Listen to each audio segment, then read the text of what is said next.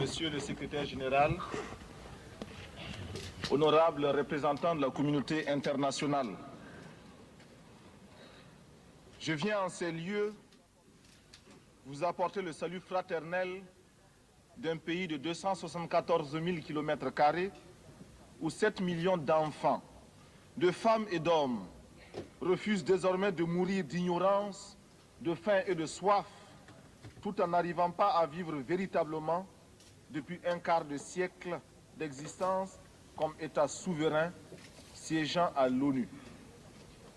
Je viens à cette 39e session vous parler au nom d'un peuple qui, sur la terre de ses ancêtres, a choisi dorénavant de s'affirmer et de s'assumer dans son histoire, dans ses aspects positifs comme dans ses aspects négatifs, sans complexe aucun. Je viens ici enfin, mandaté par le Conseil national de la Révolution du Burkina Faso, pour exprimer les vues de mon peuple concernant les problèmes inscrits à l'ordre du jour et qui constituent la trame tragique des événements qui fissurent douloureusement les fondements du monde en cette fin du XXe siècle. Un monde où l'humanité est transformée en cirque, déchirée par les luttes entre les grands et les semi-grands, battue par les bandes armées, soumise aux violences et aux pillages. Un monde où des nations, se soustrayant à la juridiction internationale, commandent des groupes de hors-la-loi vivant de rapines et organisant d'ignobles trafics de fusils à la main. Monsieur le Président, je n'ai pas ici la prétention d'énoncer des dogmes. Je ne suis ni un messie, ni un prophète. Je ne détiens aucune vérité. Ma seule ambition est une double aspiration. Premièrement, pouvoir en un langage simple, celui de l'évidence et de la clarté, parler au nom de mon peuple, le peuple du Burkina Faso. Deuxièmement, parvenir à exprimer aussi, à ma manière, la parole du grand peuple des déshérités, ceux qui appartiennent à ce monde qu'on a malicieusement baptisé tiers-monde.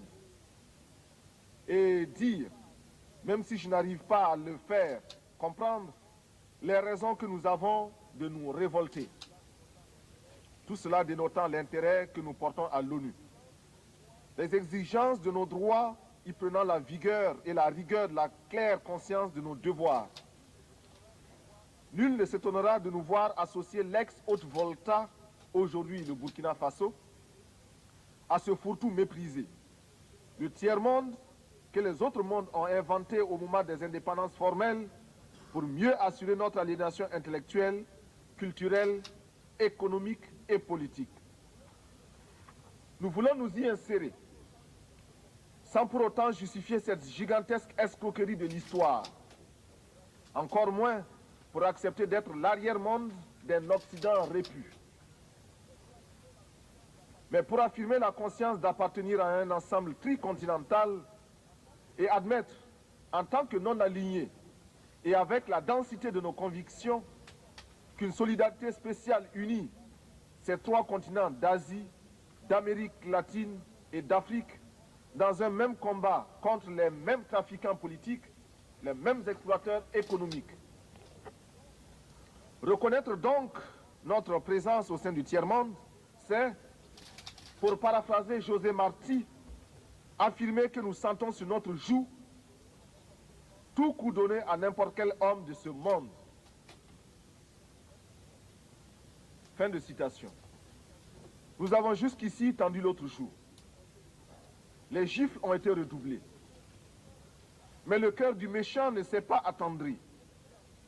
Ils ont piétiné la vérité du juste. Du Christ, ils ont trahi la parole. Ils ont transformé sa croix en massue.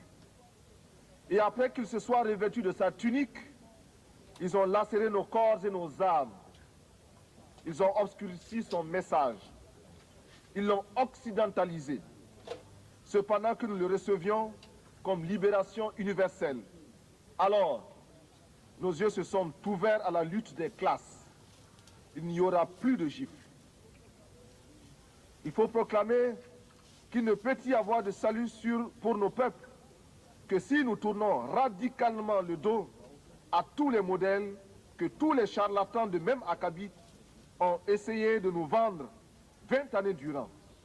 Il ne saurait y avoir pour nous de salut en dehors de ce refus-là. Pas de développement en dehors de cette structure. Du reste, tous les nouveaux maîtres à penser, sortant de leur sommeil, réveillés par la montée vertigineuse de milliards d'hommes en haillons, effrayés par la menace que fait peser sur leur digestion cette multitude traquée par la faim, commencent à remodeler leurs discours et, dans une quête anxieuse, recherchent une fois de plus, en nos lieux et places, des concepts miracles, de nouvelles formes de développement pour nos pays. Il suffit, pour s'en convaincre, de lire les nombreux actes des innombrables colloques et séminaires. Loin de moi l'idée de tourner en ridicule les efforts patients de ces intellectuels honnêtes qui, parce qu'ils ont des yeux pour voir, découvrent les terribles conséquences des ravages imposés par les dits spécialistes en développement dans le tiers-monde. La crainte qui m'habite, c'est de voir les résultats de tant d'énergie confisquée par les prospéros de tout genre pour en faire la baguette destinée à nous renvoyer à un monde d'esclavage maquillé au goût de notre temps. Cette crainte se justifie, d'autant plus que la petite bourgeoisie africaine diplômée, sinon celle du tiers-monde, soit par paresse intellectuelle, soit plus simplement parce que, ayant goûté au mode de vie occidental, n'est pas prête à renoncer à ses privilèges. De ce fait, elle l'oublie que toute vraie lutte politique postule un débat théorique rigoureux et elle refuse l'effort de réflexion pour inventer des concepts nouveaux à la hauteur du combat meurtrier qui nous attend. Consommatrice passive et lamentable, elle se regorge de vocables fétichisés par l'Occident, comme elle le fait de son whisky et de son champagne.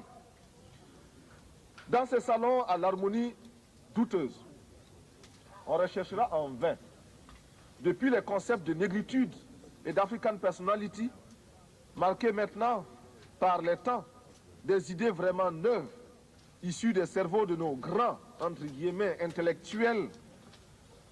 Le vocabulaire des idées nous viennent d'ailleurs.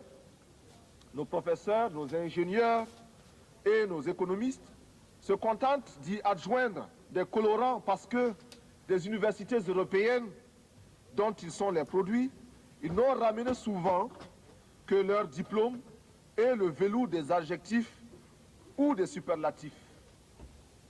Il est nécessaire, il est urgent que nos cadres et nos travailleurs de la plume apprennent qu'il n'y a pas d'écriture innocente. En ces temps de tempête, nous ne pouvons laisser à nos seuls ennemis d'hier et d'aujourd'hui le monopole de la pensée et de l'imagination et de la créativité. Il faut, avant qu'il ne soit trop tard, car il est déjà tard, que ces élites, ces hommes de l'Afrique du tiers-monde reviennent à eux-mêmes.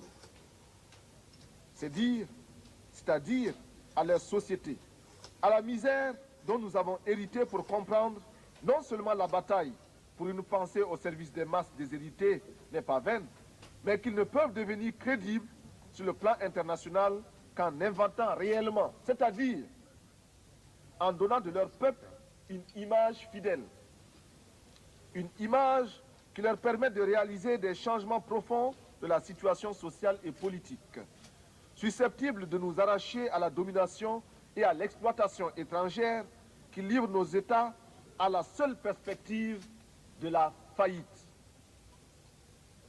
C'est ce que nous avons perçu. Nous, peuple du Burkina, au cours de cette nuit du 4 août 1983, au premier scintillement des étoiles dans le ciel de notre patrie, il nous fallait prendre la tête des jacqueries qui s'annonçaient dans les campagnes affolées par l'avancée du désert, épuisées par la faim et la soif et délaissées.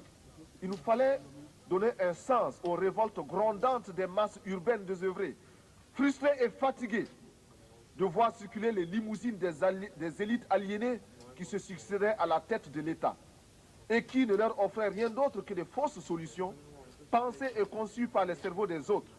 Il nous fallait donner une âme idéologique au juste litre de nos masses populaires mobilisées contre l'impérialisme monstrueux. À la révolte passagère, To the justice toujours la révolution, lutte éternelle contre la domination. Uprising, which was a minor thing, had to the eternal. À quel point c'est élargi le fossé entre les peuples nantis et ceux qui n'aspirent qu'à manger à leur faim. How broad the gap is now. Survivre et conserver leur dignité. To survive, dignity. Nul n'imaginera à quel point le grain de peau a nourri chez nous la vache du riche. Dans le cas de l'ex-Haute-Volta, le processus était encore plus exemplaire. Nous étions la condensation magique, le raccourci de toutes les calamités qui ont fondu sur les pays dits en voie de développement. Le témoignage de l'aide, présenté comme panacée et souvent trompetté, sans rime ni raison, est ici éloquent. Très peu sont les pays qui ont été comme le mien, inondés d'aides de toutes sortes. Cette aide est, en principe, censée œuvrer au développement. On cherchera en vain, dans ce qui fut autrefois la Haute-Volta, les signes de ce qui peut relever d'un développement. Les hommes en place, soit par naïveté, soit par égoïsme de classe, n'ont pas pu ou n'ont pas voulu maîtriser cet afflux extérieur, en saisir la portée et exprimer des exigences dans l'intérêt de notre peuple.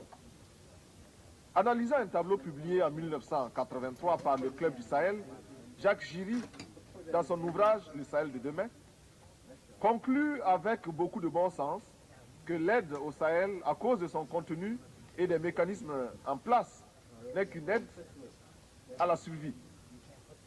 Seul, souligne-t-il, 30% de cette aide permet simplement au Sahel de vivre. Selon Jacques Giry, cette aide extérieure n'aura pas d'autre but que de continuer à développer les secteurs improductifs, imposant des charges intolérables à nos petits budgets, désorganisant nos campagnes, creusant les déficits de notre balance commerciale, accélérant notre endettement. Juste quelques clichés pour présenter l'ex-Haute-Volta. 7 millions d'habitants avec plus de 6 millions de paysannes et de paysans. Un taux de mortalité infantile estimé à 180 pour 1000. Une espérance de vie se limitant à 40 ans. Un taux d'analphabétisme allant jusqu'à 98%.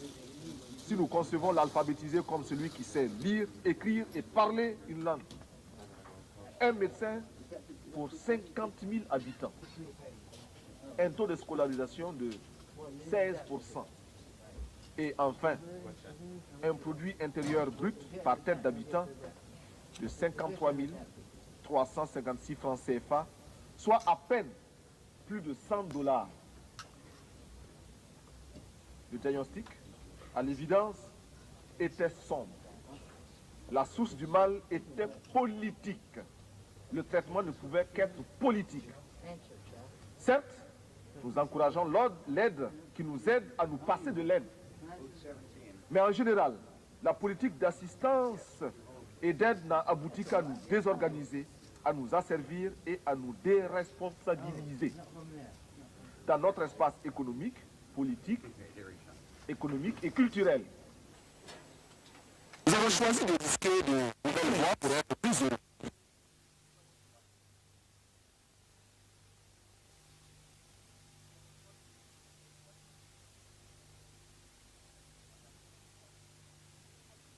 Rejetant de manière abrupte et définitive toute sorte de extérieur pour créer ainsi les conditions de dignité à la hauteur de nos ambitions.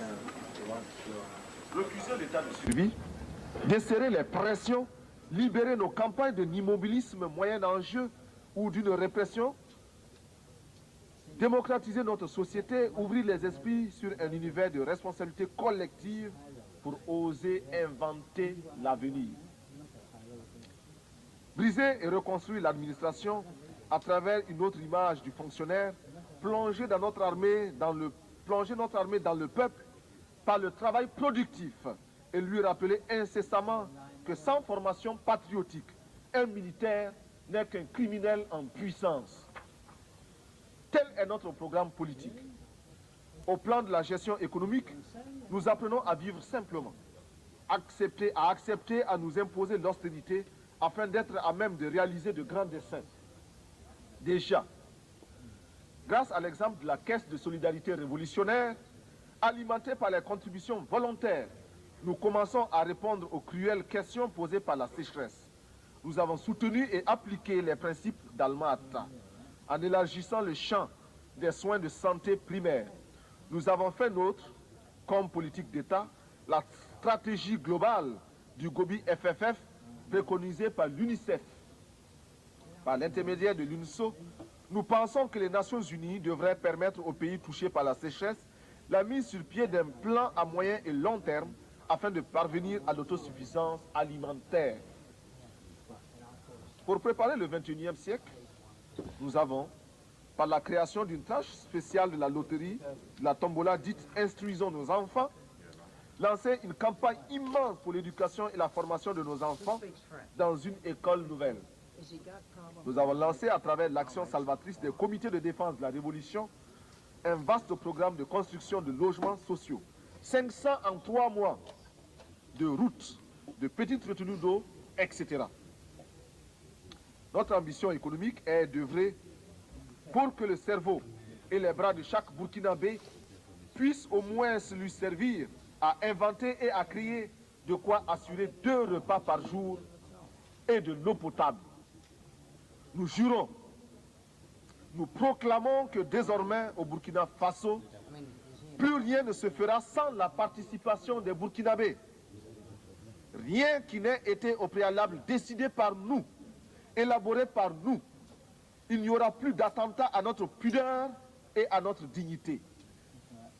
Fort de cette certitude, nous voudrions à tous ceux qui souffrent dans leur chair, tous ceux qui sont bafoués dans leur dignité par une minorité d'hommes ou par un système qui les écrase. Permettez-moi, vous qui m'écoutez, que je le dise. You who are listening Je ne to me parle now, pas seulement let au me nom say du to you, Burkina I Faso, speak not only on behalf of tant Burkina aimé, Faso, my country, mais which également I love so much, au nom but de I tous ceux speak qui ont mal, also on behalf mal of quelque all part. those who are Qui sont dans les ghettos parce qu'ils ont la peau noire ou qu'ils sont de cultures différentes et qui bénéficient d'un statut à peine supérieur à celui d'un animal. Je souffre au nom des Indiens massacrés, écrasés, humiliés et confinés depuis des siècles dans des réserves, afin qu'ils n'espèrent à aucun droit et que leur culture ne puisse s'enrichir en convolant en noces heureuses au contact d'autres cultures, y compris celle de l'envahisseur. Je m'exclame au nom des chômeurs d'un système structurellement injuste et conjoncturellement désaxé, réduit à ne percevoir de la vie que le reflet de celle des plus nantis. Je parle au nom des femmes du monde entier qui souffrent d'un système d'exploitation imposé par les mâles. En ce qui nous concerne, nous sommes prêts à accueillir toutes les suggestions du monde entier nous permettant de parvenir à l'épanouissement total de la femme burkinabé. En retour, nous donnons en partage à tous les pays l'expérience positive que nous entreprenons avec des femmes désormais présentes à tous les échelons de l'appareil d'État et de la vie sociale au Burkina Faso.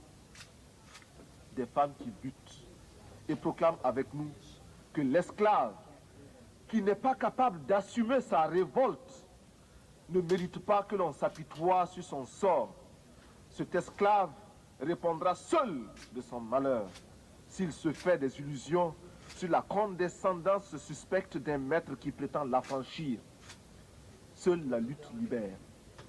Et nous en appelons à toutes nos sœurs de toutes les races pour qu'elles montent à l'assaut pour la conquête de leurs droits. Je parle au nom des mères de nos pays démunis qui voient mourir leurs enfants de paludisme ou de diarrhée, ignorant qu'il existe pour les sauver des moyens simples que la science des multinationales ne leur offre pas, préférant investir dans les laboratoires de cosmétiques et dans la chirurgie esthétique pour les caprices de quelques femmes ou d'hommes dont la coquetterie est menacée par les excès de calories de leurs repas trop riches et d'une régularité à vous donner, non, plutôt à nous donner, à nous autres du Sahel, le vertige. Ces moyens simples, recommandés par l'OMS et l'UNICEF, nous avons décidé de les adopter et de les populariser. Je parle au nom des artistes, poètes, peintres, sculpteurs, musiciens, acteurs, etc. Hommes de bien qui voient leur art se prostituer par l'alchimie des prestidigitations du show business. J'écris au nom des journalistes qui sont réduits soit au silence, soit au mensonge pour ne pas subir les dures lois du chômage. Je proteste au nom des sportifs du monde entier dont les muscles sont exploités par les systèmes politiques ou les négociants de l'esclavage moderne des stades. Mon pays est un concentré de tous les malheurs des peuples, une synthèse douloureuse de toutes les souffrances de l'humanité, mais aussi et surtout des espérances de notre lutte. Mais c'est pourquoi je vibre naturellement au nom des malades qui scrutent avec anxiété les horizons d'une science accaparée par les marchands de canons. Mes pensées vont à tous ceux qui sont touchés par la destruction de la nature et à ces 30 millions qui vont mourir comme chaque année abattus par la redoutable arme de la faim. Militaire, je ne peux pas oublier ce soldat obéissant aux ordres, le doigt sur la détente, et qui sait que la balle qui va partir ne porte que le message de la mort. Enfin, je veux m'indigner en pensant aux Palestiniens qu'une humanité inhumaine a choisi de substituer à un autre peuple. Hier encore martyrisé à loisir, je pense à ce vaillant peuple palestinien, c'est-à-dire à ces familles atomisées, errant de par le monde à la quête d'un asile. Courageux, déterminés, stoïques et infatigables, les Palestiniens rappellent à chaque conscience humaine la nécessité et l'obligation morale de respecter les droits d'un peuple. Avec leurs frères juifs, ils sont anti-sionistes. Aux côtés de mes frères soldats de l'Iran et de l'Irak, qui meurent dans une guerre fratricide et suicidaire, je veux également me sentir proche des camarades du Nicaragua, dont les ports sont minés, les villes bombardées et qui, malgré tout, affrontent avec courage et lucidité leur destin. Je souffre avec tous ceux qui, en Amérique latine, souffrent de la même mise impérialiste.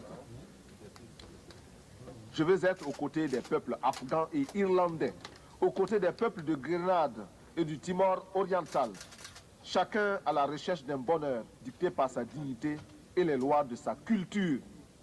Je m'élève ici, au nom de tous ceux qui cherchent vainement dans quel forum de ce monde ils pourront faire entendre leur voix et la faire prendre en considération réellement. Sur cette tribune, beaucoup m'ont précédé. D'autres viendront après moi. Mais seuls quelques-uns feront la décision. Pourtant, nous sommes officiellement présentés comme égaux. Eh bien, je me fais le porte-voix de tous ceux qui cherchent vainement dans quel forum de ce monde ils peuvent se faire entendre. Oui, je veux donc parler au nom de tous les laissés pour compte, parce que je suis homme, et rien de ce qui est humain ne m'est étranger. Notre révolution au Burkina Faso est ouverte au malheur de tous les peuples. Elle s'inspire aussi de toutes les expériences des hommes depuis le premier souffle de l'humanité. Nous voulons être les héritiers de toutes les révolutions du monde, de toutes les luttes de libération des peuples du tiers-monde. Nous sommes à l'écoute des grands bouleversements qui ont transformé le monde. Nous tirons des leçons de la révolution américaine, les leçons de sa victoire contre la domination coloniale et les conséquences de cette victoire. Nous faisons nôtre l'affirmation de la doctrine de la non-ingérence des Européens dans les affaires américaines et des Américains dans les affaires européennes. Ce que Monroe clamait en 1823, l'Amérique aux Américains, nous le reprenons en disant l'Afrique aux Africains, le Burkina Faso aux Burkinabés. La révolution française de 1789, bouleversant les fondements de l'absolutisme, nous a enseigné les droits de l'homme alliés aux droits des peuples à la liberté. La grande révolution d'octobre 1917 a transformé le monde, permis la victoire du prolétariat, ébranlé les assises du capitalisme et rendu possible les rêves de justice de la commune française. Ouvert à tous les vents de la volonté des peuples et de leurs révolutions, nous instruisons aussi de certains terribles échecs qui ont conduit à de tragiques manquements aux droits de l'homme. Nous ne voulons pour conserver de chaque révolution que le noyau de pureté qui nous interdit de nous inféoder aux réalités des autres, même si, par la pensée, nous nous retrouvons dans une communauté d'intérêts. Monsieur le Président, il n'y a plus de duperie possible. Le nouvel ordre économique mondial pour lequel nous luttons et continuerons de lutter ne peut se réaliser que si nous parvenons à ruiner l'ancien ordre qui nous ignore, si nous imposons la place qui nous revient dans l'organisation politique du monde, si, prenant conscience de notre importance dans le monde, nous aboutissons au droit de regard et de décision sur les mécanismes qui régissent le corps. Et, comme tous les droits des peuples, ils s'arrachent dans la lutte et par la lutte des peuples. Il ne sera jamais le résultat d'un acte de générosité d'une puissance quelconque. Je conserve en moi la confiance inébranlable, confiance partagée avec l'immense communauté des pays non alignés, que sous le coup de boutoir de la détresse hurlante de nos peuples, notre groupe va maintenir sa cohésion, renforcer notre pouvoir de négociation collective, se trouver des alliés parmi toutes les nations, commencer de concert avec ceux qui peuvent encore nous entendre, l'organisation d'un système de relations économiques internationales véritablement nouveau. Monsieur le Président, si j'ai accepté de me présenter devant cette illustre assemblée pour prendre la parole, c'est parce que, malgré les critiques qui lui sont adressées par certains grands contributeurs, les Nations Unies demeurent la tribune idéale pour nos revendications, le lieu obligé de la légitimité des pays sans voix.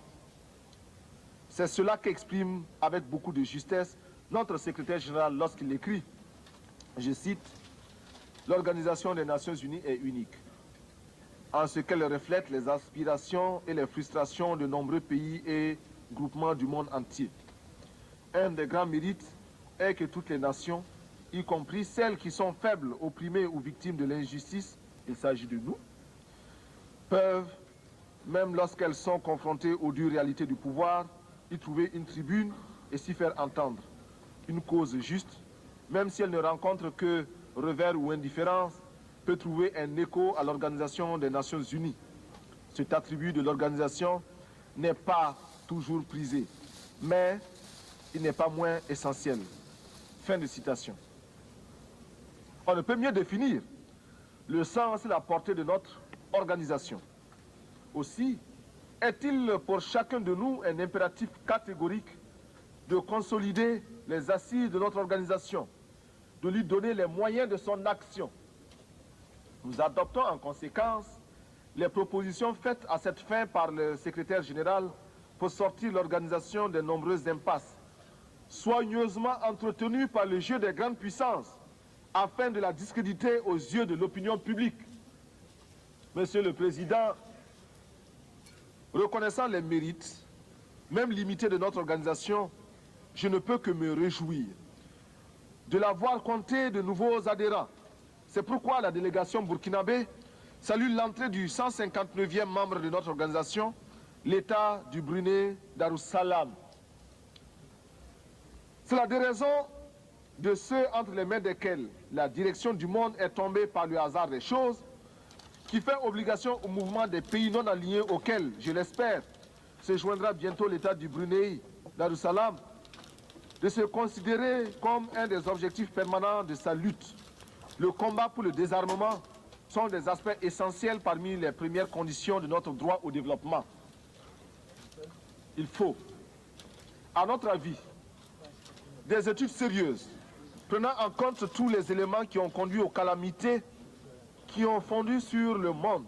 À ce titre, le président Fidel Castro, en 1979, a admirablement exprimé notre point de vue à l'ouverture du 6e sommet des non-alignés lorsqu'il déclarait, je cite, « Avec 300 milliards de dollars, on pourrait construire en un an 600 000 écoles pouvant recevoir 400 millions d'enfants ou 60 millions de logements confortables pour 300 millions de personnes ou 30 000 hôpitaux équipés de 18 millions de lits ou 20 000 usines pouvant employer plus de 20 millions de travailleurs ou irriguer 150 millions d'hectares de terres qui, avec les moyens techniques adéquats, pourraient alimenter 1 milliard de personnes. » Fin de citation. En multipliant aujourd'hui ces chiffres par 10, et je suis certain que je serai là, en deçà de la réalité, on réalise ce que l'humanité gaspille tous les ans dans le domaine militaire, c'est-à-dire contre la paix. On perçoit aisément pourquoi l'indignation des peuples se transforme rapidement en révolte et en révolution. Devant les miettes qu'on leur jette sous la forme ignominieuse d'une certaine aide assortie de conditions parfois franchement abjectes. On comprend enfin pourquoi, dans le combat pour le développement, nous nous désignons comme des militants inlassables de la paix. Nous faisons le serment de lutter pour atténuer les tensions, introduire les principes d'une vie civilisée dans les relations internationales et les étendre à toutes les parties du monde, ce qui revient à dire que nous ne pouvons plus assister, passifs, au trafic des concepts. Nous réitérons notre résolution d'être des agents actifs de la paix, de tenir notre place dans le combat pour le désarmement, d'agir enfin en politique internationale comme un facteur décisif, libéré de toute entrave vis-à-vis de toutes les grandes puissances, quels que soient les projets de ces dernières. Mais la recherche de la paix va de pair avec l'application ferme du droit des pays à l'indépendance. Sur ce point, le palmarès le plus impitoyable, le plus pitoyable, le plus lamentable, oui, le plus lamentable, est détenu au Moyen-Orient en termes d'arrogance, d'insolence et d'incroyable entêtement d'un petit pays, Israël, qui, depuis plus de 20 ans, avec l'inqualifiable complicité de son puissant protecteur, les États-Unis d'Amérique, continue à défier la communauté internationale au mépris d'une histoire qui, hier encore, désignait chaque juif à l'horreur des fours crématoires. Israël en arrive à infliger à d'autres ce qui fut son propre calvaire. En tout état de cause, Israël, dont nous aimons le peuple pour son courage et ses sacrifices d'hier, doit savoir que les conditions de sa propre quiétude ne résident que dans les conditions de sa propre quiétude ne résident que dans sa puissance militaire financée par l'extérieur. Israël doit commencer à apprendre à devenir une nation comme les autres nations, parmi les autres.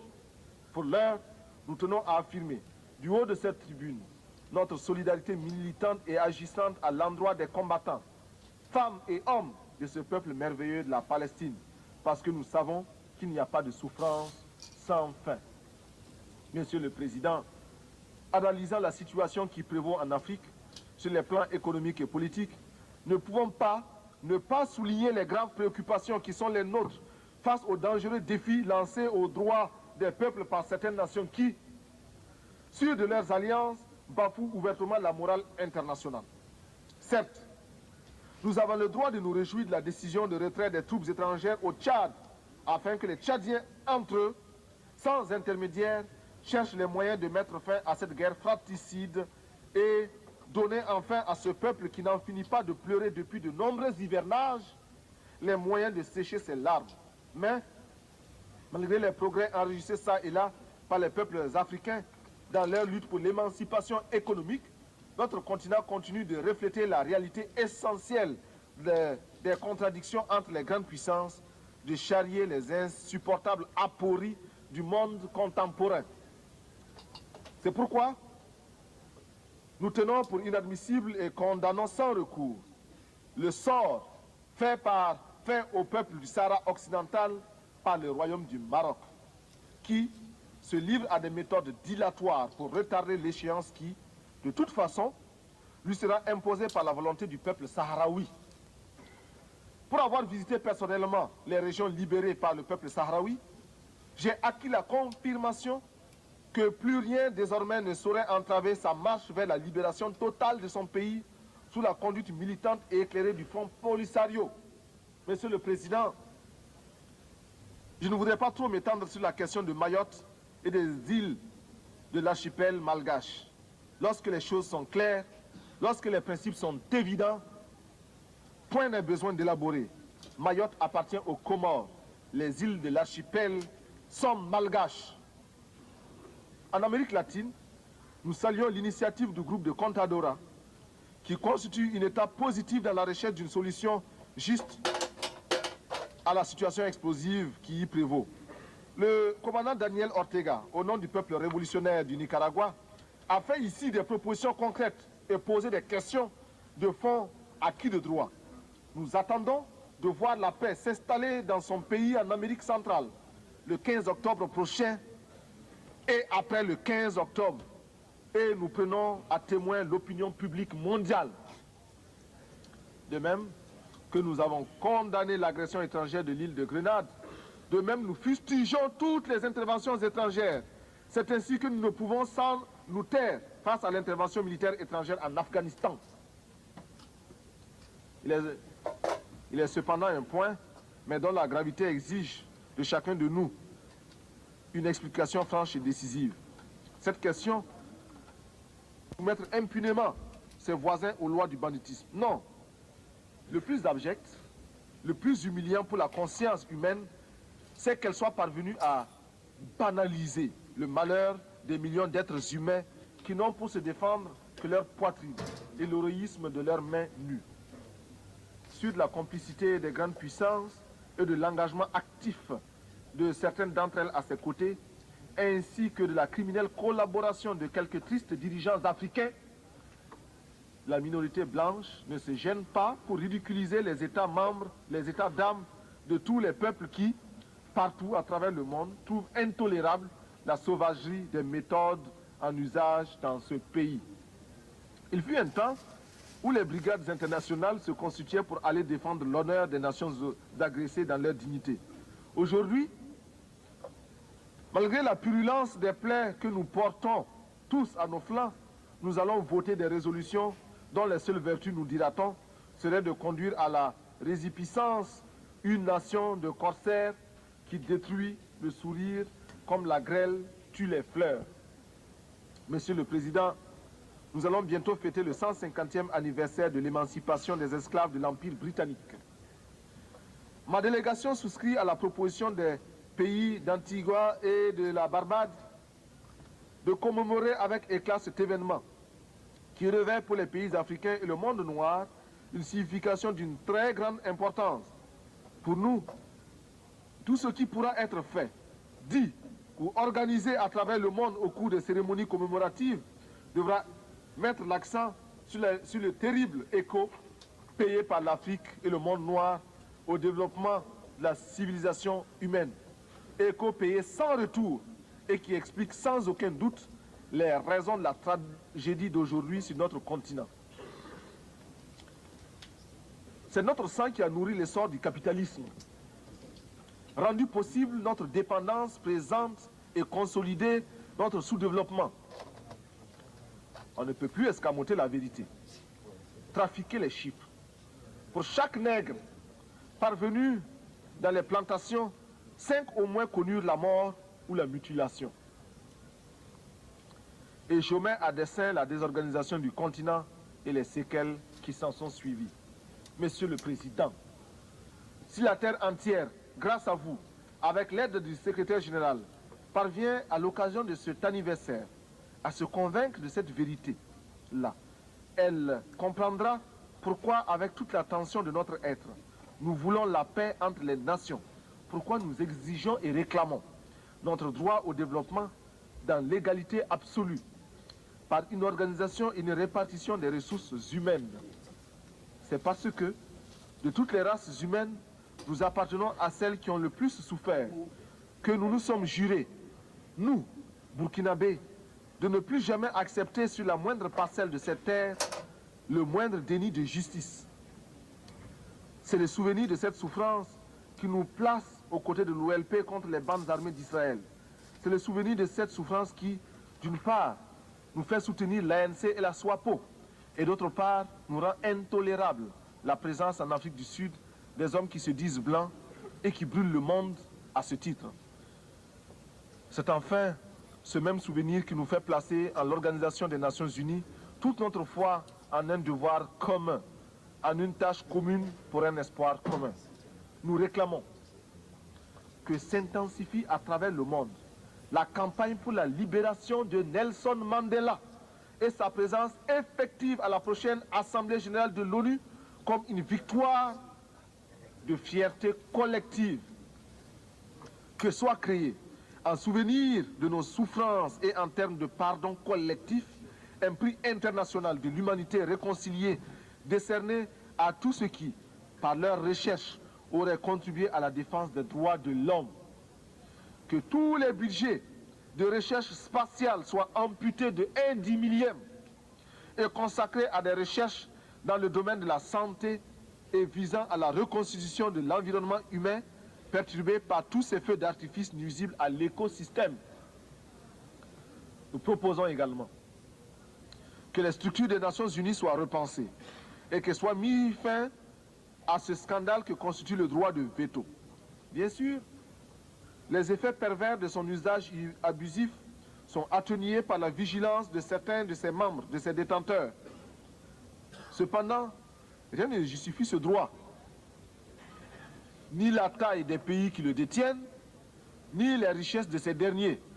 Si l'argument développé pour justifier une telle iniquité est le prix payé au cours de la dernière guerre mondiale, que ces nations qui se sont arrogées ces droits sachent que nous aussi, nous avons chacun un oncle ou un père qui, à l'instar de milliers d'autres innocents arrachés au tiers-monde pour défendre les droits bafoués par les hordes hitlériennes, porte lui aussi dans sa chair les meurtrissures des balles nazies. Que cesse l'arrogance des grands qui ne perdent aucune occasion pour remettre en cause le droit des peuples. L'absence de l'Afrique du club de ceux qui détiennent le droit de veto est une injustice qui doit cesser.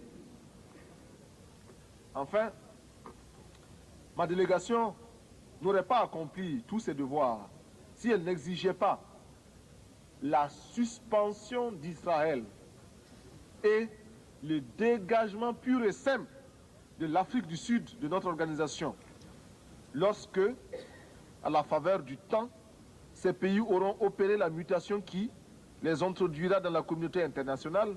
Chacun de nous, et mon pays en tête, devra les accueillir à l'extermination de 30 millions d'êtres humains chaque année par l'arme de la faim qui, de nos jours, fait plus de ravages que l'arme nucléaire.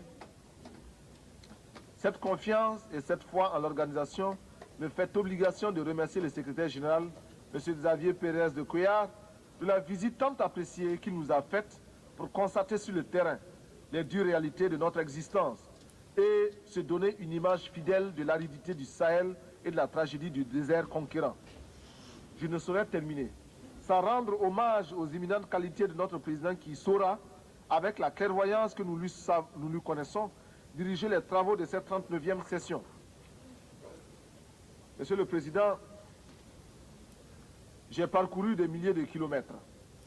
Je suis venu ici pour demander à chacun de vous que nous puissions mettre ensemble nos efforts pour que cesse la morgue des gens qui n'ont pas raison, pour que s'efface le triste spectacle des enfants qui meurent de faim, pour que disparaisse l'ignorance, pour que triomphe la rébellion légitime des peuples, pour que se taise le bruit des armes et qu'enfin, avec une seule et même volonté, luttant pour la survie de l'humanité, nous parvenions à chanter en chœur avec le grand poète Novalis, je cite, « Bientôt, les astres reviendront visiter la terre d'où ils se sont éloignés pendant nos temps obscurs.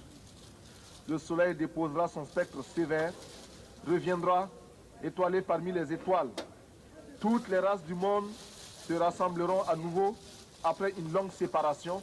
Les vieilles familles orphelines se retrouveront et chaque jour verra de nouvelles retrouvailles, de nouveaux embrassements. Alors, les habitants du temps jadis reviendront vers la terre. En chaque tombe se réveillera la cendre éteinte. Partout brûleront à nouveau les flammes de la vie. Les vieilles demeures seront rebâties, les temps anciens se renouvelleront et l'histoire sera le rêve d'un présent à l'étendue infinie. À bas la réaction internationale, à bas l'impérialisme, à bas le néocolonialisme, à bas le fantoschisme. Gloire éternelle aux peuples qui luttent pour leur liberté. Gloire éternelle aux peuples qui décident de s'assumer pour leur dignité. Victoire éternelle aux peuples d'Afrique, d'Amérique latine et d'Asie qui luttent. La patrie ou la mort, nous vaincrons. Je vous remercie.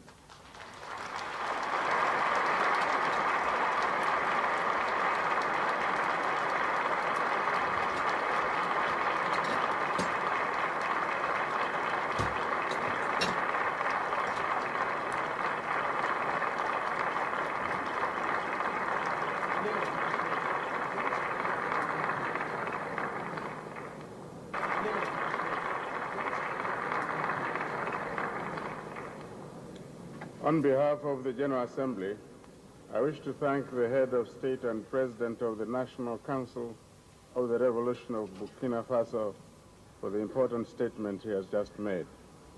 May I request representatives to remain seated while the Secretary General and I escort His Excellency the head of state.